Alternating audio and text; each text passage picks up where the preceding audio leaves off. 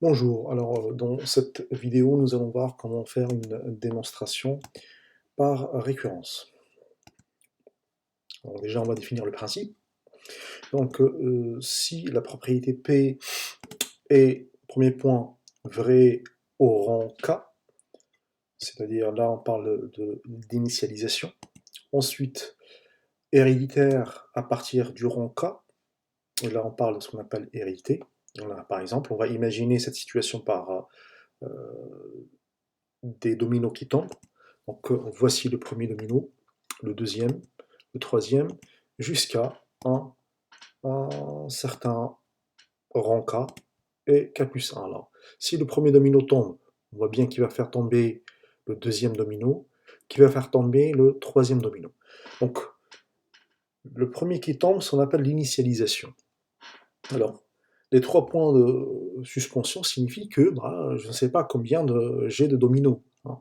Donc si le km domino tombe et fait tomber le km plus 1, hein, c'est ça le principe de récurrence. C'est-à-dire que, étant donné qu'on voit le km tomber, ça suppose que tout ce qui était avant est tombé aussi. Sinon, le km ne tomberait pas. Donc, dans ces conditions-là, on dit que la propriété P est vraie pour tout entier n supérieur ou égal à K.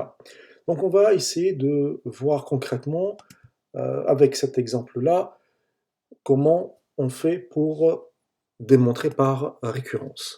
Alors, on considère un entier naturel n et on pose Pn la propriété suivante, hein.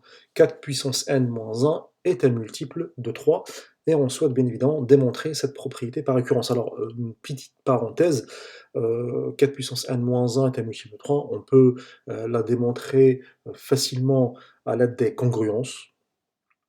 C'est ceux qui vont faire maths expert qui pourront le démontrer facilement en utilisant les congruences. Mais de façon générale, il faut comprendre aussi qu'une démonstration par récurrence, c'est une démonstration qu'on utilisera surtout lorsque aucune démonstration entre guillemets classique n'est faisable, ou bien c'est compliqué à le démontrer.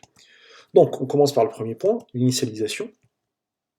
Donc ici, puisqu'on me demande soit n appartenant à un grand N, donc ça veut dire que le premier terme c'est 0, donc on va commencer par 0.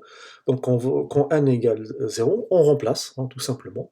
Donc on voit bien que 4 puissance 0 moins 1 égale 1 moins 1 égale 0, et 0 est bien un multiple de 3. Donc la propriété est vraie au rang 0.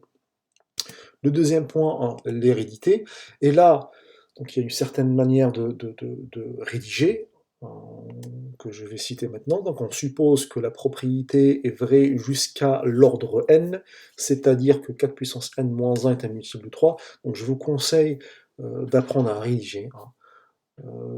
Donc il y a plusieurs façons de dire. Moi je préfère écrire ce truc-là, qui signifie bien que on suppose qu'elle est vraie jusqu'à un certain rang n. Voilà. Après, on écrit notre propriété à ce rang-là, et bien évidemment, on démontre que la propriété est vraie au rang suivant, c'est-à-dire ici n plus 1, et j'écris, ça veut dire quoi? Hein, ça veut dire que 4 puissance n plus 1 moins 1 est un multiple de 3. Quand je dis le rang n plus 1, il suffit de remplacer le n par n plus 1.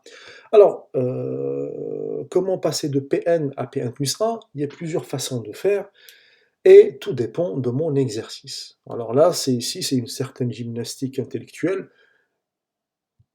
Donc là, par exemple, je pars de 4 puissance n plus 1 moins 1. Donc je ne vais pas écrire que ça, c'est un multiple de 3. On doit arriver à que ça est un multiple de 3 en utilisant le fait que 4 puissance n moins 1 est un multiple de 3. Il faut faire très attention. Donc là, je constate que 4 puissance n plus 1, c'est 4 fois 4 puissance n moins 1. Il ne faut pas oublier que je dois faire apparaître le 4 puissance n moins 1 tout seul, hein. Donc là, le 4, je peux l'écrire entre parenthèses 3 plus 1 fois 4 puissance n moins 1. Ici, je fais une distribution simple, hein.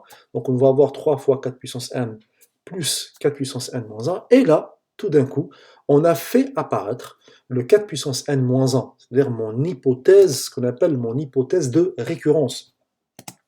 Donc ici, il suffit de remplacer, donc 3 fois 4 puissance n, ça reste tel qu'elle est.